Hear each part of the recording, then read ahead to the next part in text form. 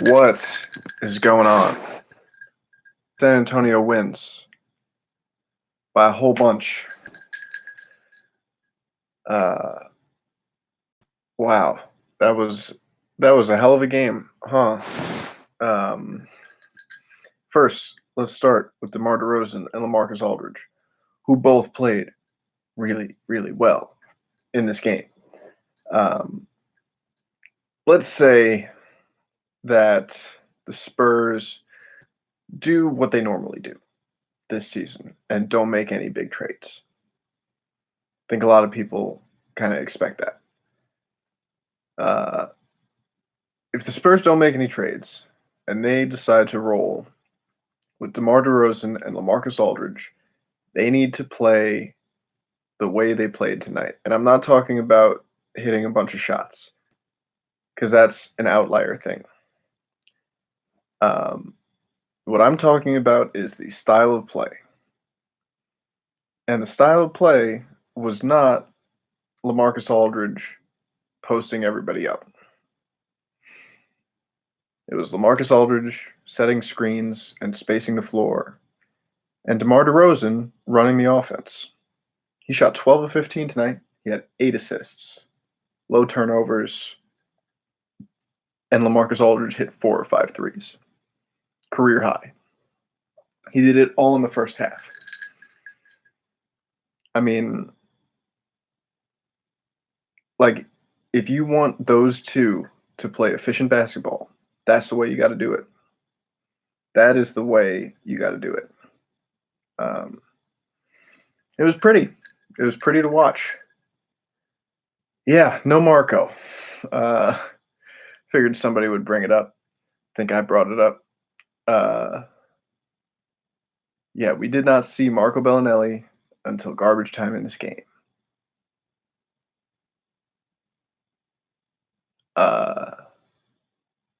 And we saw Lonnie Walker in the first quarter and kind of throughout this game. At one point, like early in this game, he was 4 or 5 from the floor.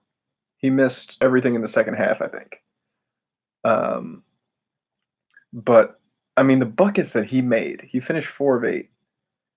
The buckets that he made, the Detroit announcers said that they were of the high flying variety. And I mean, like, this dude is a special athlete, man. Like, there's no reason for Lonnie Walker to not be getting more minutes. Bryn Forbes, yes, he played well tonight. He hit his shots. That is less a function of him playing well and more a function of just sheer random, sometimes shots go in and sometimes they don't. That's the kind of player he is. Tonight, he hit those shots. But yeah, man, Lonnie gets the people going. I was streaming this game illegally. Nobody tell the cops. And I was watching the Detroit broadcast, and they love Lonnie. They kept at the beginning when he hit that ridiculous alley-oop, like one of the announcers was like, the Spurs fans seemed really excited when he got in the game, and I didn't know why, because he didn't play in the last game. And now I know why. Yeah, kid's a goddamn spark plug. And I tweeted this during the game, and I'm dead ass serious about it. If you think Lonnie Walker doesn't deserve more minutes, Texas is a mutual combat state. Just let me know. Let's meet up and throw bones about it. With your doo-doo brains. Lonnie Walker should play at least 20 minutes a game for the Spurs. He should have been playing at least 20 minutes a game for the Spurs for the entire season. I don't have a reasonable explanation for why some nights it's like this and sometimes it's Marco Bellinelli bricking 18-footers, defending nobody for 20 minutes.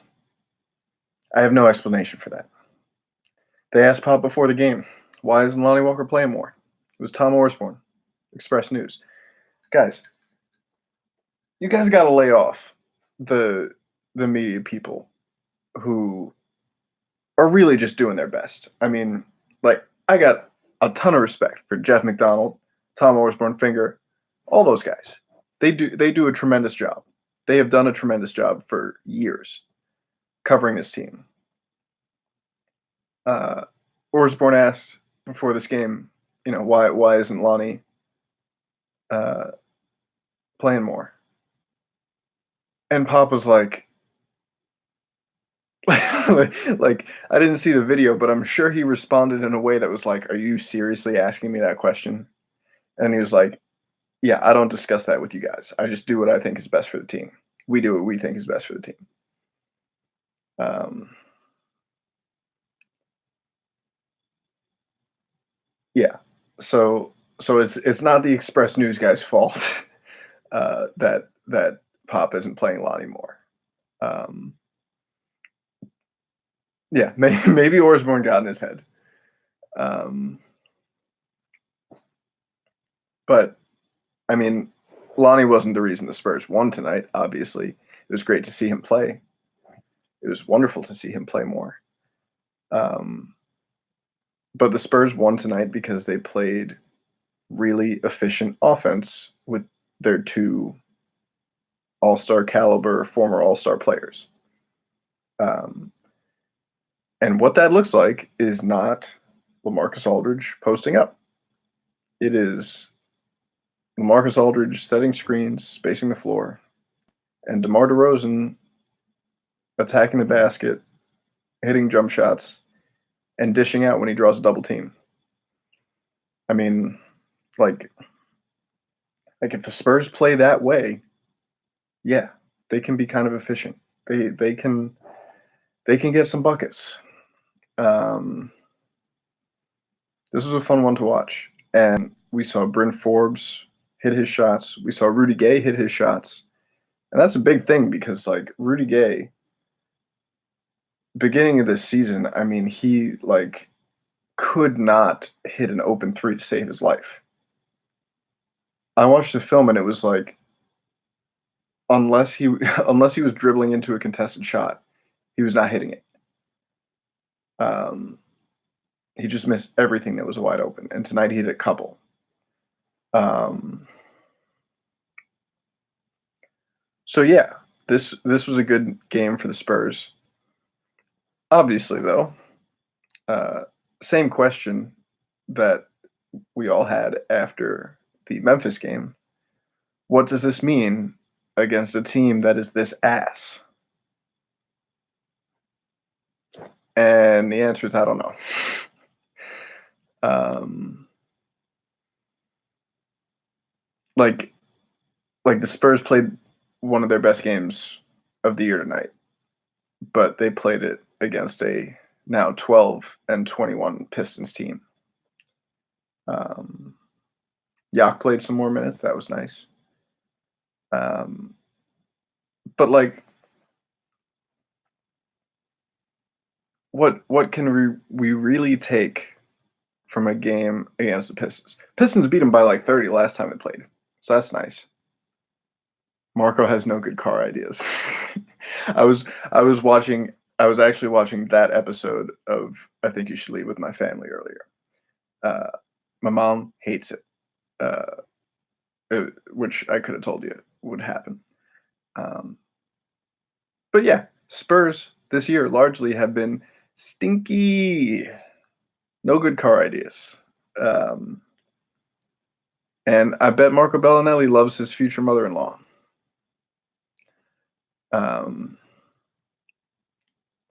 But yeah, Spurs played a rotation that like almost that it made sense. It made a little more sense tonight.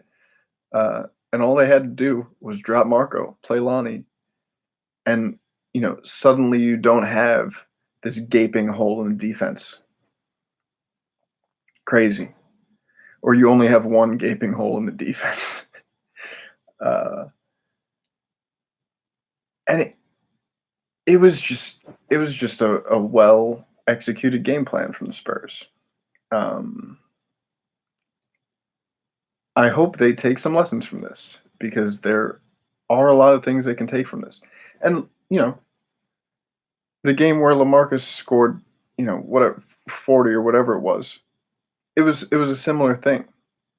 It was something where LaMarcus Aldridge was not posting up a lot. He was just kind of getting it in the flow of the offense, and that's what he was doing tonight. And he looked great. He set a career high for threes made. Um, so yeah, uh, I don't know why it is so complicated for the Spurs to figure out like this is the best way for them to play if they're going to have these guys. I still kind of think they should explore trading DeMar DeRozan. I think they should trade DeMar DeRozan. LaMarcus, if he plays like this, yeah, sure, he can stay. If he's gonna, set screens and play in the flow of the offense, yeah, I want him to keep doing that. He can complement these young guys if he commits to taking a back seat, which I'm not super confident that he's going to do. But yeah, watching the DeMar and LaMarcus combo play like that, it was nice. And DeMar has had a couple of games in the last week now where he's had the ball in his hand, he's attacked, and he has made plays for other people.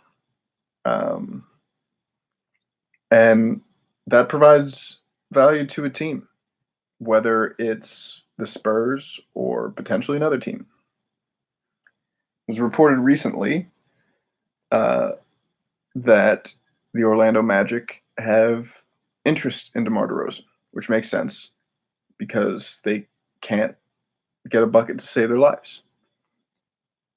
Um, so, what might a trade with the Orlando Magic look like if the Spurs were to trade DeMar DeRozan? Um, I think best case scenario is probably Aaron Gordon and whatever filler from Orlando. Um,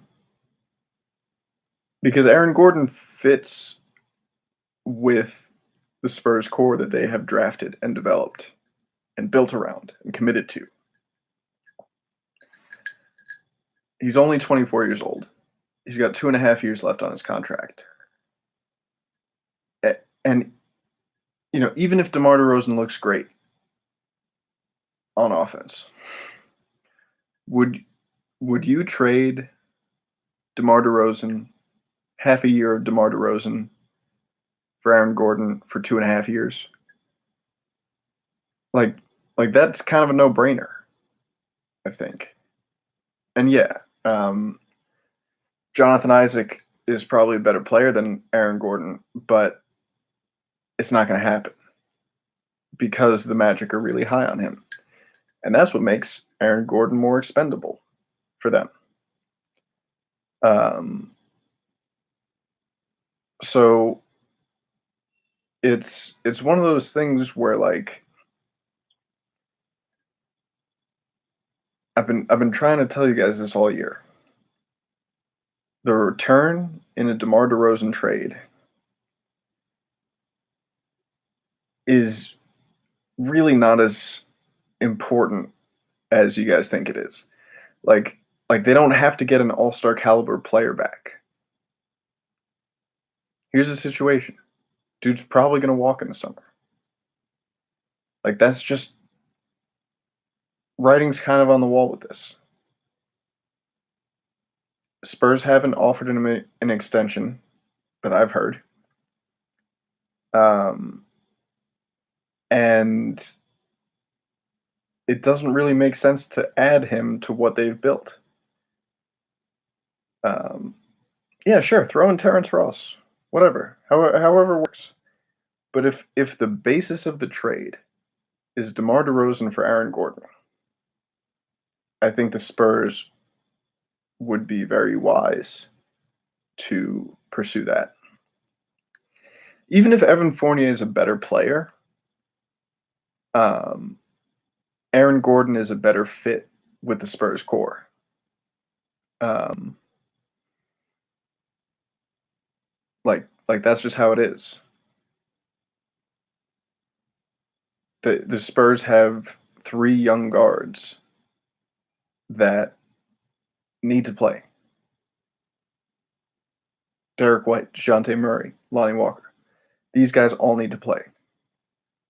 Gordon and Fournier, I don't think is going to happen.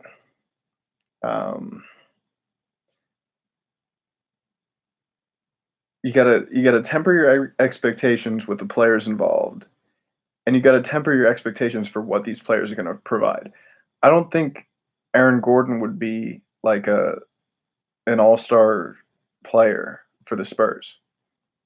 Um, but that's not why the Spurs would trade for him. They would trade for him because he's young and moldable and an athletic freak and a lob threat and a floor spacer and somebody who can really complement these young guys.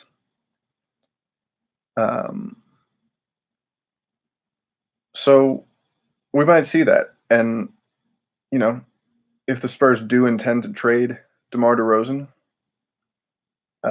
games like this are going to certainly help his trade value.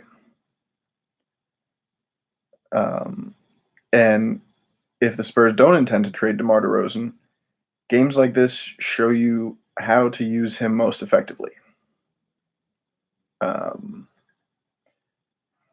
And that way is not spacing the floor for LaMarcus Aldridge as he goes into a post step. Spurs really need to get away from that. Like tonight, Aldridge only posted if he had a mismatch.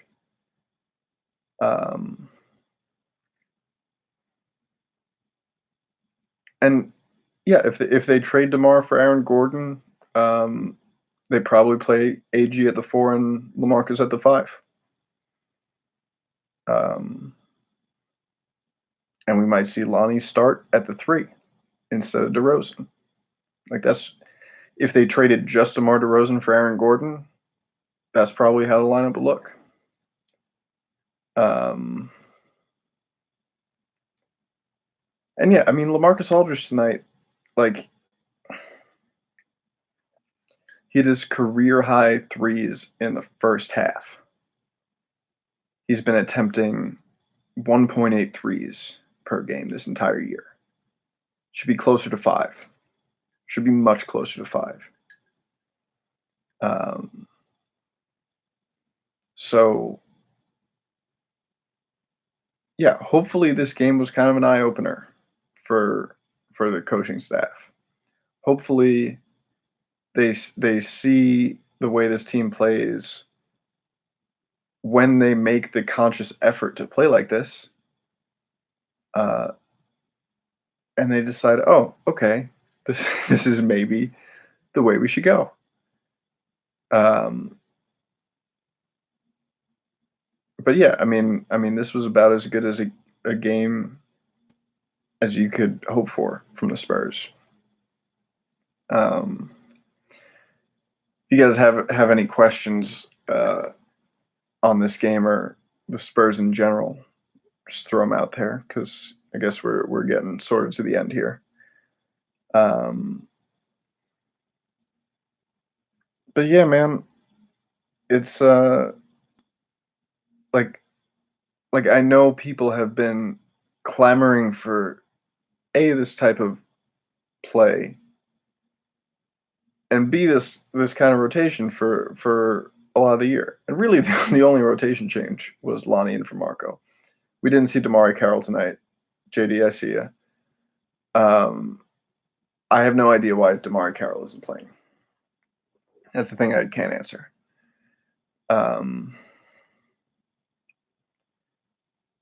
Yeah, I have no idea why he isn't playing more. It's weird. Spurs signed him to a 3-year, $21 million deal this summer. They They kind of committed to him. Um, so yeah, it's weird to see him not play. Um, I mean, the Damari sign and trade was to make room for Morris, who didn't sign. Um, so I don't know if it's failed. I don't know if it can fail because we've seen 30 games out of what 240 of Damari Carroll's contract with the Spurs. So there's jury's still out on that. Um, he looks sad on the bench. I haven't seen much of that. He's been posting some, just a whole bunch of like corny, patient Instagram captions or whatever.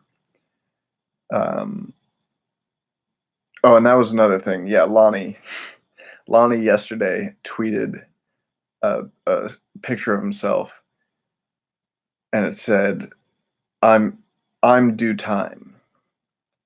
And I think it's kind of obvious that he meant to say in due time, because that's the saying, and because he has also been, tweeting some corny, uh, patient, humble shit. Like, life's not about staying inside from the storm. It's about learning how to dance in the rain. Just stuff like that. But today, somebody responded like, uh, you know, I think he meant in due time, but I'm due time makes more sense. And Lonnie quoted that tweet and was like, "Yeah, you're smart." So he was saying, "Yeah, I did the typo, whoopsie." But also, maybe by accident, he also said, "Yeah, it does make more sense for me to say I'm due time." Uh, and like I thought for sure he was just gonna get locked in the doghouse for that, but I guess Pop doesn't have a Twitter. So, so Lonnie played tonight, and he played pretty damn well. I mean, he brings a completely different energy to this Spurs team when he's on the floor. So uh, it's it's cool to see him out there. It's good to see him out there. Hopefully, we see him out there more. Uh, and yeah, we didn't see Marco Bellinelli until this game was already way decided. Um, so that's nice. Uh, yeah, yeah. It's been weird watching this team all year. Um, but this was honestly one of the first games all year that I watched and was like, "Oh, that this everything made sense about this from game plan to rotation to, everything. It all made sense." Um, somebody asked about Derek White. Um, tonight he was defending Derrick Rose, and Derrick Rose was going off. I got to watch the tape a little bit. Um, I don't know if Derrick is still dealing with that foot injury that he was dealing with earlier in the year. Um, could be a factor. But at the end of the day, Derek White is one of the most efficient shooters on this team, and one of their best and most versatile defenders. So um, he should be probably playing a little more. Um, yeah, former MVP Derrick Rose got the best of him tonight. Uh, you shouldn't stop him, but I think overall, if this Spurs team just kind of applies what they did tonight, to the rest of the season, it'll be pretty good. I mean, they'd be better than they have been pretty much all year. So I think they should do that. um, yeah, yeah, it's a little silly to me that they haven't done this a whole bunch. Um, okay, that's funny. Uh, Eddie Garcia on YouTube. I've met Lonnie twice, once at Chick-fil-A. Nobody seemed to know who he was. He had a shirt of himself. I love that. This antenna does not pick up Ken's 5 because we I'm in DC right now. So yeah, I was watching the Detroit broadcast tonight. Um, illegally streamed it. Don't tell the cops. Um, but yeah, guys. I mean, there's still time for these Spurs to figure it out. I would prefer if they didn't cling to that and say, "Oh, we gotta keep, we kick the crap out of Detroit. We gotta keep DeMar and LaMarcus now." If that's not the best thing for this team, um, but we'll see. We'll see if they can carry this momentum into their next slate of games, which is going to be really tough. Once we're going to get to the new year, and the Spurs are going to have a very tough slate of games, and they might lose, you know, 3 or 4 out of 5, and then we might be saying something different. But if they play the style that they played with tonight, I don't think they're going to lose 3 or 4 games. I think they'll probably win 3 or 4 games. Um, so we'll see. Uh, thank you guys for hanging out. Uh, really, really appreciate it. I'm going to be back home New Year's Day. I'm going to have some time tomorrow and the next day, do some film. So keep an eye out for that video. Uh, and yeah, go Spurs, go. Thanks, guys. Appreciate you.